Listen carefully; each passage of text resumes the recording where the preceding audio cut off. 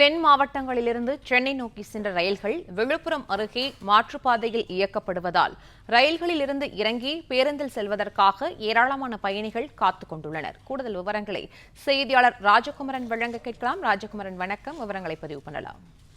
பெஞ்சல் புயல் காரணமாக கொட்டி தீர்த்த கனமழை விழுப்புரம் மாவட்டத்தில், குறிப்பாக விழுப்புரம் மற்றும் திண்டிவனம் இடைப்பட்ட பகுதியில் இருக்கக்கூடிய தேசிய நெடுஞ்சாலை, ரயில்வே பாலம் என்று எதையும் விட்டு வைக்கவில்லை. பல இடங்களிலும் வெள்ளப்பெருக்கு ஏற்பட்டு ஓடிக்கொண்டிருக்கின்றது.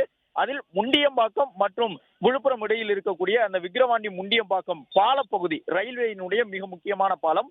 அந்த பாலத்தில் அபாய கட்டத்தை தாண்டி தண்ணீர் பெருக்கெடுத்து ஓடுவதன் காரணமாக ரயில் போக்குவரத்து விழுப்புரம் மற்றும் சென்னை வழித்தடத்தில் நிறுத்தப்பட்டிருக்கின்றது. விழுப்புரத்திற்கு வரக்கூடிய தென் மாவட்ட ரயில்கள் விழுப்புரத்திலிருந்து காட்பாடி வழியாகத்தான் இயக்கப்படுகின்றன.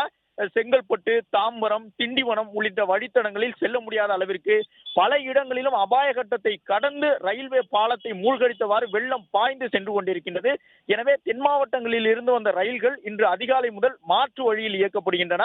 பல ரயில்கள் ரத்து செய்யப்பட்டு விட்டன. அதன்படி சோழன் எக்ஸ்பிரஸ் உள்ளிட்ட ரயில்கள் எல்லாம் மாற்று வழியில் தற்பொழுது சென்று கொண்டிருக்கின்றன. வந்தே பாரத், தேஜஸ் ரயில்கள் இயக்கம் ரத்து செய்யப்பட்டிருக்கின்றது. தஞ்சை சென்னை இடையிலான உழவன் ரயில், மன்னார்குடி சென்னை ரயில், காரைக்கால் தாம்பரம் ரயில், செங்கோட்டை தாம்பரம் சிலம்பு ரயில் உள்ளிட்டவை எல்லாம் விழுப்புரத்திலிருந்து மாற்று வழியாக காட்பாடி, அரக்கோணம் வழித்தடத்தில் செல்லுகின்றன. எனவே விழுப்புரத்தில் ரயில்கள் நின்றவுடன் அங்கிருந்து இறங்கக்கூடிய பயணிகள் செங்கல்பட்டு, திண்டிவனம், தாம்பரம் உள்ளிட்ட இடங்களுக்கு செல்லக்கூடியவர்கள் எல்லாம் பேருந்துகளை நோக்கி சென்று கொண்டிருக்கின்றார்கள். எனவே விழுப்புரம் ரயில் நிலையத்தின் முன்பாக இருக்கக்கூடிய பேருந்து நிலையத்தில் கடும் கூட்ட நெரிசல் ஏற்பட்டிருக்கின்றது. அது மட்டுமல்லாமல் சென்னை செல்லக்கூடிய பயணிகளும் விழுப்புரத்திலிருந்து காட்பாடி சென்று, காட்பாடியிலிருந்து அரக்கோணம் சென்று, அரக்கோணத்திலிருந்து சென்னை சென்றடைய வேண்டும் என்றால் காலதாமதம் ஏற்படும் என்பதால் அவர்களும் பேருந்துகளில் செல்வதற்கே விருப்பம் காட்டி வருகின்றார்கள். எனவே விழுப்புரத்தில் நிற்கக்கூடிய எக்ஸ்பிரஸ் ரயில்களில் இருந்து, தென் மாவட்டங்களில் இருந்து வரக்கூடிய ரயில்களில் இருந்து இறங்கி செல்லக்கூடிய பயணிகள் விழுப்புரம் முதல் பேருந்தில் செல்வதற்கே, சென்னை வரை செல்வதற்கு அவர்கள் விரும்புகின்றார்கள்.